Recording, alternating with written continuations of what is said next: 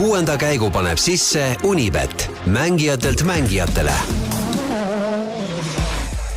Podcasti 6. käik toob teieni autolaen Bigbank efektiga. Bigbank, laenudele spetsialiseerunud pank. Tervist, kallid rallisõbrad! Podcast, mida kuulate, on 6. käik. Tänane sõiduplaan siis selline, et räägiks Kreeka ralli teisest pikast võistluspäevast.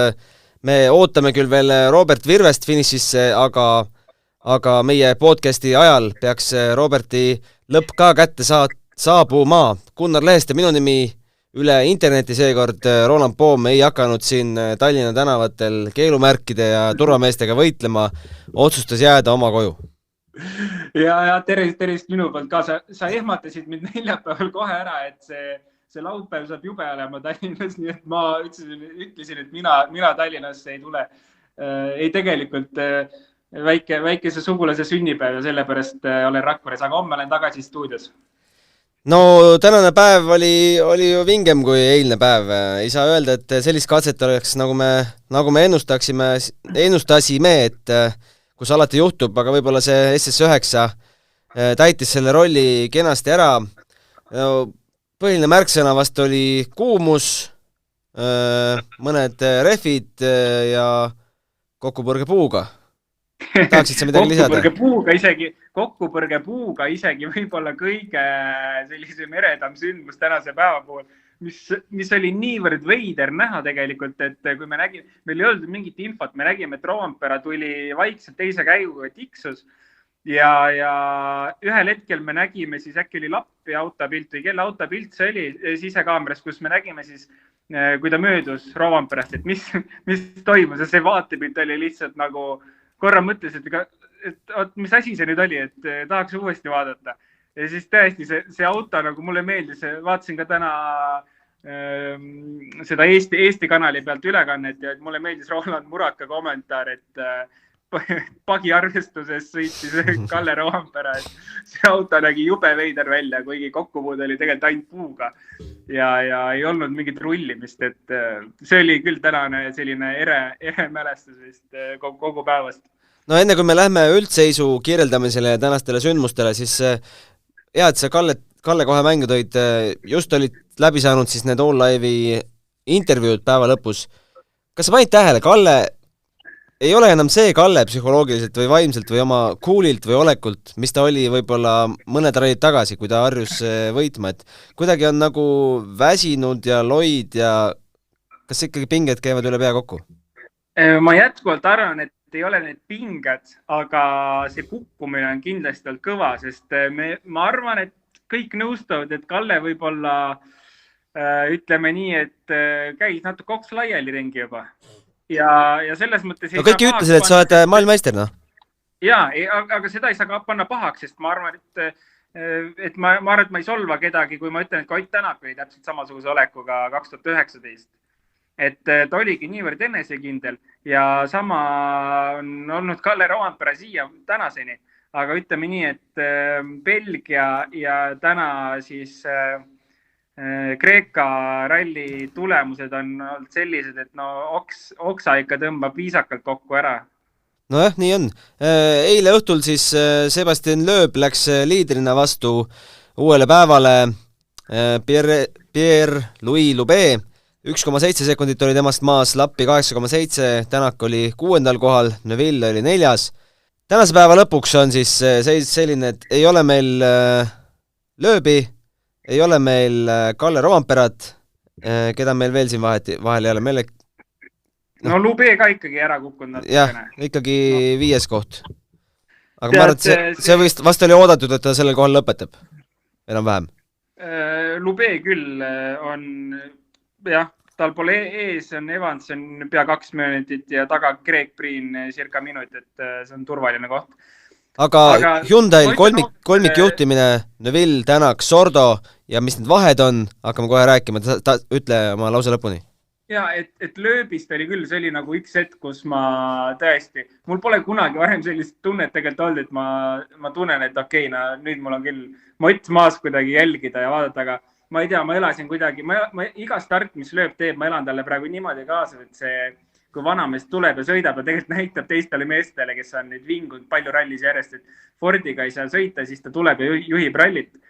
Et mul oli tõsiselt kahju tast. Väga kurb, et see Ford ei suutnud vastu pidada. Oli siis lööb tulnud 8. katse ehk siis tänase esimese katse lõppu, 1,7 sekundit kaotus katsevõitjale Ott Tänakule ja ülesõidul nägime siis telepildis, või oli telepildis või? Mina nägin pilte, kuidas ta suhtleb siis oma mehaanikutega, et kuidas seda Geneka rihma parandada. Oli see telepildis ka? Oli küll, oli telepildis ka minu meelest hetkeks. Aga neid muid videoid sotsiaalmeedias liikus päris palju ka ringi, kus fännid filmisid seda remontimist, et Geneka, ma sain aru, et Geneka remonditi seal või vähemalt üritati ligi pääseda sinna.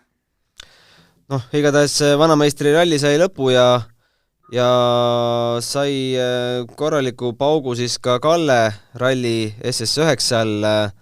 Senimaani oli ta hoidnud, ta hoidis juba niigi 9. kohta, kaotas ju päris palju puhastamisega eile ja nüüd siis konkurentsis täiesti langenud ja ainult punktikatsepunktid on võimalikud.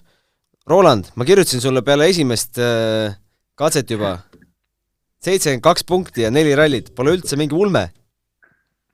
Ja nüüd me hakkame siin rääkima, mis on päeva kõige tähtsam küsimus, kas mehed eesnimedega Thierry ja Ott peaksid homme kohad ära vahetama? Seda ei juhtu niikuinii, seda ei juhtu.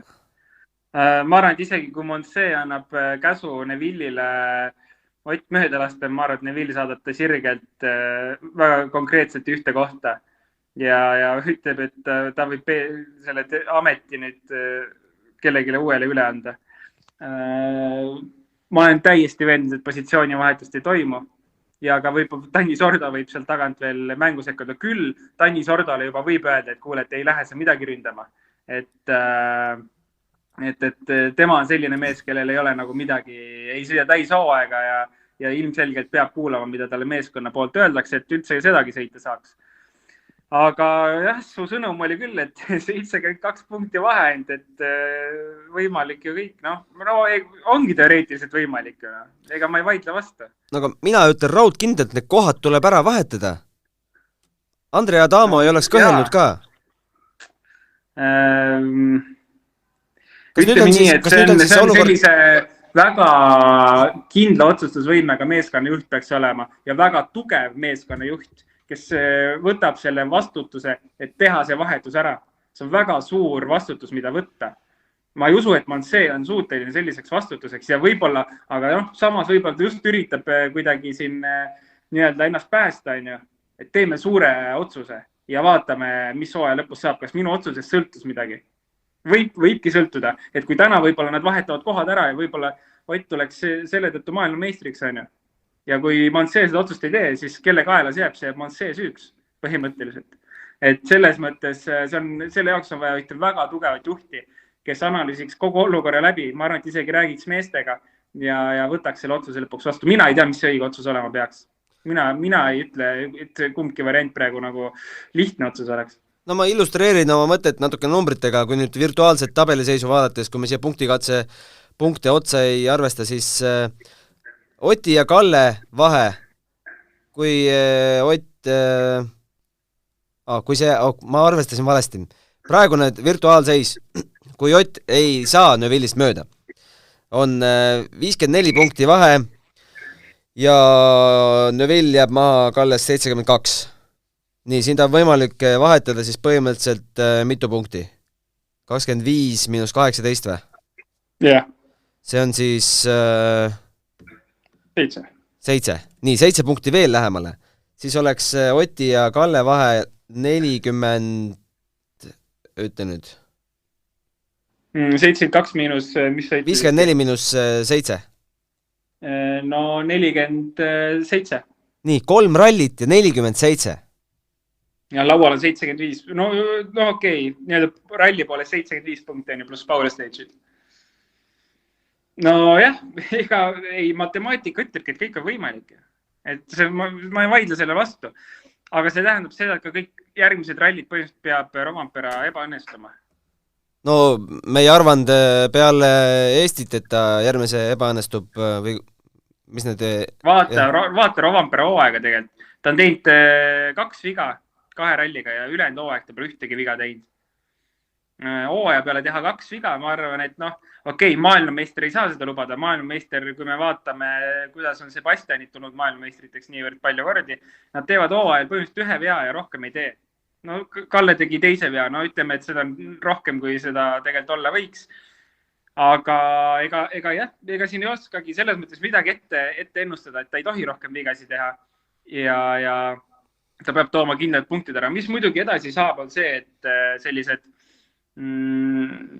ei ütleks, et mõlema puhul, mõlema nii Oti kui ka Rovanpera puhul on tegelikult sellised võib-olla ebamugavad rallid natuke tulemas, et kindlasti saab väga põnev olema, kuidas kumbki mees üritab seda mängu minna. Oti puhul on oluliselt lihtsam see. Ott jätkuvalt 100% ei mõtle tiitli peale. Tema lihtsalt läheb teeb oma asja, tuleb võit, siis tuleb, ei tule, savi. Aga Rovanpera sõidab igat rallit selle nimel, et ta peab oma tiitli saama. Ja see on oluliselt keerulisem olukord. Jah, tahaks tulevikku minna ja näha, et mis see Jaapani lõppseis jääb, et ma veel viskan sellise tuleviku ennustuse, et kui jääb see vahe, mis praegult jääb vahetamata, mismoodi Ott ja Thierry ühes tiimis jätkaksid? Ei, no aga see ei ole meestevaheline värk ja see on tiimijuhi probleem. Ei, no aga Neville ju annab ka iga oma keharakuga mõista, et sellise vahetus ei lähe läbi. Ott ütleb, et oleks hea küll, aga ma tean, mis otsus on ju. No ma tahaks näha, mis vastupidises olukorras Ott näiteks teeks. Ott on tiimi käsklusi täitunud küll ja küll oma karjääris. Fordis. Kas Hyundai's ei ole? Ei mäleta küll praegu. Vaata, see on... Taamo tõstis neid malenuppe nii, nagu talle pähe tuli, kui vaja oli. Ma tahangi seda öelda, et siin ei saa lasta sõitjatel seda otsustada. See peab olema väga tugev tiimijuht, nagu oli Adamo. Adamo võtab kõne, ütleb nii on ja sa ei ütle mulle midagi vastu ja siis nii ongi. Aga Mansee seda otsust, mina ei näe, et Mansee või keegi kuulaks Manseed niimoodi, et mõni sõitja oleks selle otsusega nõus. Mansee võtab Neville'ile kõne ja ütleb, et kuulete, et lased Otti mööda. Ma räägin, Neville saadab ta perse kohe lihtsalt, ma arvan. Ta ei ole hetkel sellise autoriteediga juht, keda niimoodi kuulataks. Et jah. Aga homme saab kindlasti huvitav olema, et eriti kui see vahe jääb veel väikseks, et mis seal tagant tulema hakkab, et ega me ei saa ka seda veel unustada, et üpriski palju on sõita ja Evans ei ole ka kaugel, et võib-olla suudab ka Evans ennast sinna lähedale veel sõita. Ja Evans on siis 7,1 Sordost maas. Ja et nad ei saa isegi, see mänguruum jääb hästi väikseks, on ju. Et sul on üksikud võimalused seda vahetust teha tegelikult. Et kas sa hakkad täpselt tihtida on ka võimatu, et lihtsalt katse peal aeglasemalt sõita, siis sa pead hakkama trahvidega mängima, saad 10 sekundi kaupa mängida seda. Et see möödalaskmine on ka jube keeruline. No vahed on siis sellised, et Ott kaotab Thierry'le 27,9, Sordo omakorda Otile 25,0 ja Thierry'le 52,9 ja Evans kaotab liidrile minuti ja Sordole 7,1. Praeguses seisus, mismoodi üldse oleks võimalik mingi vahetus teha? Mida tehes? Ega ei olegi muud ju. Ja sa ei võta alla minutilist trahvi ju. 30 sekki saab ka võtta või? Ei saa. No. Ei, selles mõttes saad ju jääda hiljaks AKP-sse. Palju? Minuti ja saad 10 sekki trahvi. Okei. Et see on ainuke võimalus praegu teha vahetus, sest nad ju ei tea oma aegasid katsel, on ju. Et kui Neville on katse peal, et Neville ei ole katse lõpus, et Ott ei tea Neville aega, et aja järgi hakata seda asja seal timmima, sättima. Et ainuke lahendus on trahvidega seda liigutada, aga seal ongi see, sa saadki liikuda ainult 10 sekundi kaupa. Kui üldse tulevad tiimikorraldused mängu, siis ilmselt enne viimast katset, jah? Ma arvan küll, jah. Aga kas peale viimast katset on ka võimalik, jah? Jaa, peale viimast katset võib ka jääda AKP-sse veel hiljaks ja sellest trahvi võtta. Siis see on ju kõige lihtsam. Teoreetiliselt on see kõige lihtsam, et siis on nagu mingi pilt ees, on ju, aga jällegi... Kuidas see finiš välja näeb, et Neville juubeldab seal katusel ja siis servisis selgub, et Ott hoopis võidumees või? No võt, see on selline juba ütleme, ebameeldiv asi, et miks kunagi ei tehta seda asja pärast viimast katset, et see lihtsalt on juba tobe natukene. Et see, kui vahetusi tehakse, siis see mängitakse ikka päeva peale see võimalus läbi. No ma usun küll, et ma ei ole ainus Eesti rallifänn, kes ütleb, et see vahetus tuleb teha. Kindlasti on neid sadu ja tuhandeid. Ja, ma olen nõus. Iga punkt on nagu, ja tegelikult isegi ma arvan, et seda ei peaks ainult Eesti ja fännid ja Oti fännid soovima, vaid tegelikult lihtsalt puhas, ma arvan, spordisõber, kes WRC-d jälgib, tahaks, et see mäng läks põnevamaks. Me tahame, et see mäng läheb võimalikult põnevaks ja see tähendab, et Ott peaks saama maksimumisid. Ja nii lihtne ongi tegelikult. Ma ei tea, meile meeldib ju mängu ilu. Me tahame näha ilusat rallit, ilusat hooaega ja põnevat.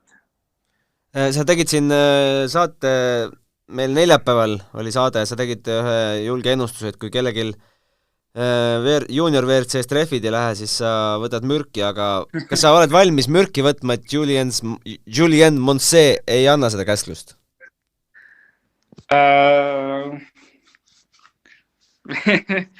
Ma oleks julgenud võtta ma oleks julgenud võtta selle peale mürki, et Hyundai eelmine juht Adamo oleks käskinud selle vahetuse teha. aga Moncé ütleb, et ma ei julge seda teha, seda ma ei julge öelda sulle. Okei, igatahes mürki või mitte, aga ära tuleb teha.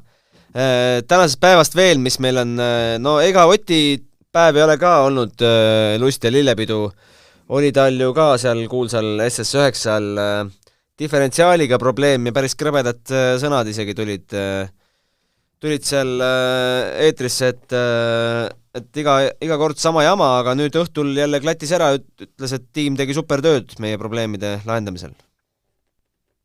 Ja Hyundai on, ma arvan, võib üldse, kui me rallit nüüd üldiselt vaatame, me vaatame tulemustele otsa tegelikult ja me saame öelda, et okei, Hyundai on hea siin. Ja ütleme, kõik probleemid on saanud lahendatud. Probleemid õnneks ei ole olnud midagi suurt. Ja Oti puhul samamoodi, et ega neid probleeme on siin nädalavahetuse jooksul ikkagi olnud. Kas alustame sellest hübriidist, mis on küll nii-öelda kolmanda osapoole probleem ja ei ole mõtet seda sättida sinna Hyundai kapsaeda. Aga sellised väikseid asju on olnud, mis tegelikult kõik on saanud lahendatud ja mis õnneks ei ole väga mõjutanud Oti tulemust. Nii et ma kiidan väga Hyundai'd see nädalavahetus, mitte ainult nüüd tulemustele peale vaadates, vaid vastupidavuse osas. Sest Fordist meil ei ole mõtet jälle rääkida üldse vastupidavuse osas. Meil on kõik Fordid, Lubeel oli ka tehniline mingi jama vahepeal. Kõik Fordid on saanud mingi tehnilise jama kaela. Lubeel oli rehv SS9-l. Mingi mehaanilise probleemi teema oli tal ka ikkagi, ta ütles, et mingi jama on, et peavad kontrollima, vaatama. Ühesõnaga said fiksitud, aga ikkagi. Igal autol on mingi tehniline probleem ja ega Toyota parem pole olnud see nädalavahetus, nii et puhtalt vastupidavuse poole pealt Hyundai'l ikka mega nädalavahetus siiamaani. No nii nagu kuulda oli, et auto mitte ei teeta enam kiiremaks, vaid vastupidavamaks, nii on ju täppi läinud. Ja, kindlasti. Sest ega Hyundai kiiruses pole keegi kordagi kahelnud. Alates esimesest rallist peale. Hyundai, kusjuures, kui me hakkame analüüsima kas või, ma ei tea, tippkiiruseid, siis Hyundai on kõige kiirem auto.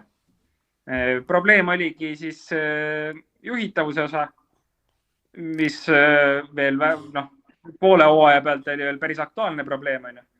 Eks ta on jätkuvalt, aga sõitjad on natukene adapteerunud ja üritanud arvestada olukorda ja nii-öelda võib-olla muutunud mingid sõiduvõtteid, et selle autoga oleks mugavam sõita.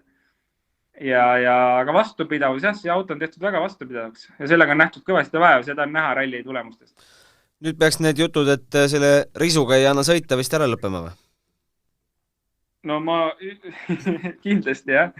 Ma ootasin tegelikult selle ralli eel, et ma saan korralikult puid alla, kui ma eelmise ralli lõpus viimases saates ütlesin, et lõpetage ära see vingumine Hyundai kallal. Aga ei midagi. Et minu meelest Soome ralli näitas väga hästi, et kui kiire auto see on. ja peale seda ta näitas veel väga hästi, kui kiire see auto on. Laseme kõlli vahele. Spordile lisab hoogu Unibet TV, kus saad aastas tasuta vaadata ligemale 100 000 võistlust otseülekandena. Unibet, mängijatelt mängijatele. Nii, WRC-st oleme veel võlgu Esa-Pekka Lappi katkestamise 13. kiiruskatsel läks katkestamine kirja, aga tegelikult juba 12. seisis fuel supply ehk siis kütust ei tulnud peale, millega võiks autoga sõita, et raske edasi sõita. Aga Lapis kahju muidugi, et teine koht väga magus oleks Kreekast olnud. Ja Lapist väga kahju ja tegelikult ju Lappi terve hooaeg, nii palju kui ta sõitnud on ta ikkagi näidanud head kiirust alati. Ja nüüd ütleme siin, vahepeal olid tal sellised tobedad katkestamised vead sees, aga nüüd siin hooaja lõpupoole on ta ikkagi olnud päris tugev ja arvestatav konkurent kõigile, et Lapist kahju kindlasti, aga mida see näitab, on see, et ikkagi Toyota ei ole tank, et juhtub ka Toyotal ja isegi võib-olla rohkem, kui me oleme näinud siiamaani. Ja WRC-st rohkem kellelegi nutulaulu ei pea vist laulma, et lähme junioride juurde. Ja, lähme põneva teema juurde. See on põnev. Robert Virves, juba eile õhtul oli kõik väga hästi, isegi veel paremini, kui me siin podcastis välja hõikasime, sest me 7. katse tulemust ära ei oodanud.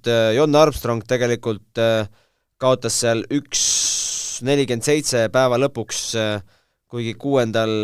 veel ainult 3 sekundit ehk Jon Armstrongil olid probleemid ja tänaseks on siis seis selline, et Robert Virves juhib 53,2 sekundiga, aga Armstrong on teinud võimast sõitu 1.47,0 miinus 53,2.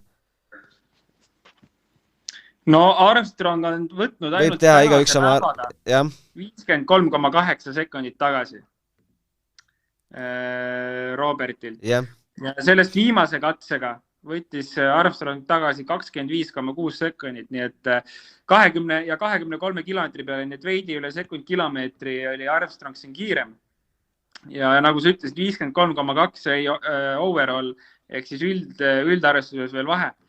Et see lõpp tehakse ikka väga põnevaks ja mis tähendab seda, et Robertil ei tohi tulla isegi mitte väiksematki viga seal sisse.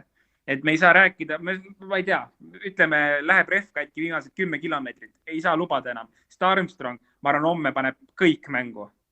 Robert ei saa panna kõike mängu. Robert peab mängima ikka edasi oma pikka mängu ja lihtsalt, ütleme, teoreetiliselt nagu kulgema. Ta ei saa ka niisama kulgema lõpuni seda. Ta peab tulema ikkagi sellise hooga, et ta ei anna oma kohta ära. Nii et see saab olema väga huvitav jälgimine homme, sest ma olen kindel, et Armstrong paneb kõik homme mängu. Aga spekuleerime, me ei tea ju, mis seal katsel täpselt juhtus, et 25,6 sekundit lõhnab ikka mingi probleemi või vea järel, eks? No tegelikult splittide järgi ei ole ju. Et see splittide järgi oli kaotus üpriski stabiilne, mis tegelikult ongi väga mõistlik. See 25 sekund kilomeetrile kaotus on täiesti okei, kui tal on minut pluss oli vahe enne katsele startimist. See on turvaline lõpuni tulek lihtsalt. Et ma ei tea, ma ei usu, et seal mingid probleeme pidi olema nüüd selle pärast. 25 sekundit turvaline? Ma arvan väga okei, jah. Kui sa hoiad liidri kohta ja sul on üle minuti selja taga. Jah, aga kui nüüd seis peaks jääma selline Robert ees, Armstrong taga, siis oleme teinud ära kõik arvutused vajalikud. Virves, maailmameister, 129 punkti. Siia pole veel homseid katsevõitude punkte juurde pandud, tänased on. John Armstrong 107, kahju küll, teine koht. Sami Pajari 94 ja Lauri Joona 74. No see mees tegelikult isegi kaotab oma punktisummas, et kui tal enne seda Kreeka rallit oli 79, siis nüüd kukub 74 peale, sest 5 etapi peale halvim tulemus langeb ära ja me mürki ei võta, et meie arvutused õiged on, aga selge on see, et kes võidab Kreeka ralli on maailmameister. absoluutselt nii on ja seal ei olegi tegelikult see matemaatika lõpuks on lihtne, sest rallivõit annab niivõrd palju punkte, et kõik muud punktid kokku, mis sa seal koguda suudad, ei anna ka seda vahet välja, mida sul nagu vaja oleks. Nii et rallivõitja võtab ka meistritiitli ja Robert Virves on hetkel üpriski mugaval positsioonil. 53 sekundit on Jorn Armstrong ta selja taga. Küll aga homme on meil 40+ kilomeetrit on ju. Ja kui Armstrong peaks sellise tempoga jätkama nagu täna, sekund kilomeetrile võtma, no siis läheb päris nugade peale see asi. Ja no eks kindlasti Robert suudab ka oma tempot tõsta, nagu meie rääkisime, see on selline turvalise hooga tulek. Aga kas ta tahab ja kas ta saab seda teha, et siis ta hakkab juba riskima teiste asjadega. Ja ega me ka kunagi ei tea, kas Jonil nüüd üks refleks ja rohkem ei lähe, et kas tema suudab tulla ilma vigadeta lõpuni. No ühesõnaga see homne päev saab olema päris crazy tegelikult, et kui me vaatame 53 sekundit vahe, siis tegelikult jätkuvalt kõike võib juhtuda. Viskan üles veksli, et kas tuleb kõige põnevam viimane päev sel hooajal? Ma loodan, seis on ju küll selline. Ma neljapäeval ütlesin selle ka välja, kui sa küsisid, kas Robert võtab tiitli, ma ütlesin, et ma arvan, et ta võtab, aga see tuleb kuradima keeruliselt. Nii et ma loodan, et ma olin ekstra sens neljapäeval ja me näeme ühte väga põnevat ralli lõppu. Ma loodan küll. No ma ütlesin ju lausa, et tuleb Eestile kaksikvõit ära. Vot sa peaksid juba minema sinna Venemaa saatesse isegi. Jah.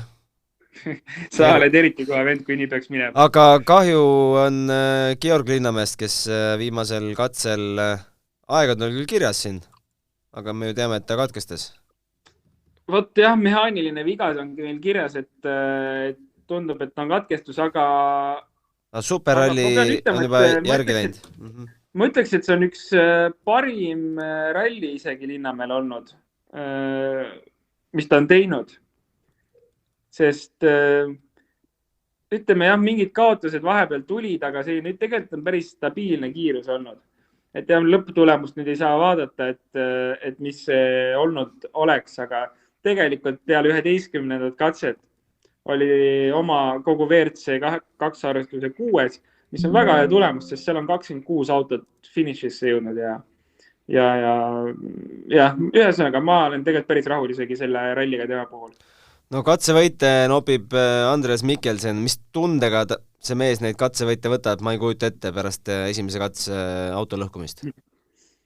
No ega lõpuks vist kasu pole midagi, sest punkti kohale ei jõua. Nii et tore on võtta, aga ega midagi kaasa kahjuks ei aita. Juures, palju ta kaotas? 10 minutit või? Ja ta hetkel kaotab 9.03. Ei, ma vaatan valet aega, sorry. Palju ta hetkel liidrile kaotab? 8.48,9. Nii et ta on sõitnud tagasi ikka väga palju. Nii, tänasest päevast... Ta on punkti kohal ja ta on 10. Jah, 1 punkti saab ikka. Ja ta võib ka homme veel sealt 1 veel eest ära. Palju see tal tiitlit päästab? Vot ma tegelikult vaatame homseks üle, ma WRC 2 punktidega väga kursis hetkel ei ole. Provisional standings on Mikkelsen 101, Rossel 95, Lindholm 89, Kajatanovitš 76 ja Kajatanovitšil on veel 6 on kohustuslik või? 5 on kohustuslik. Palju tal sõidetud on? Ta on 4 võtnud punkte. Nojah, ta on sõitnud rohkem. Aga ma tean, Kajatanovitšil on 1 ralli minna, nii et Kajatanovitš tegelikult vist kui võidab ralli, siis tema on meister. No jah. Ühesõnaga ei ole seal ka midagi otsustatud. Vaatan kiirelt, küsimusi tuli kõik selle Oti ja Neuvilli kohtade vahetuse peale ja midagi muud ei olegi tulnud. Eks me selle teema võtsime üpriski juba detailselt lahti, et mis ja tähendab, et igal juhul see peaks toimuma, aga kas hetkel meeskonnajuht suudab selle vastutuse võtta ja otsuse ära teha või ei, et eks me seda näe homme, et pigem hetkel kahtlen, et ta suudab seda ära teha, aga loodame, et ikkagi teeb. Me saadeti joonistus ka, ma ei tea, kuidas ma joonistust podcastis hakkan seletama, aga joonistus on siis väike iseloomustav pilt Fordi WRC tiimile. Pildil on hobune Hobune on, algab tagant pihta, on niisugune kena, ilus hobune nagu foto pealt, aga edasi läheb selline nagu üks 5-aastane laps joonistaks, et lõpeb sellise ühe kabjaga, kõrvad lotendavad, aga nägu on naerul. No iseloomustab Fordi päris hästi või? Ma ei tea, kas see foto on nüüd kuskilt Twitterist võetud või on Marko meile selle ise joonistanud, aga kui on ise joonistanud, siis väga andekas. Ega jah, tõepoolest, iseloomustab hästi Fordi. Georg on ka meile kirjutanud, et kui seisab selline, kas võiksid tulla tiimikorraldused, jaa, võiksid tulla muidugi. Aga homme kohtume siis juba stuudios ja kuulajatega homme, siis kui on maailmameistrid selgunud ja Kreeka ralli võitjad ka selgunud. Kena õhtu jätku! Homseni! 6. käigu tõi sinuni Unibet, mängijatelt mängijatele. Podcasti 6. käik tõi teieni Autoline Bigbank efektiga. Bigbank, laenudele spetsialiseerunud pank.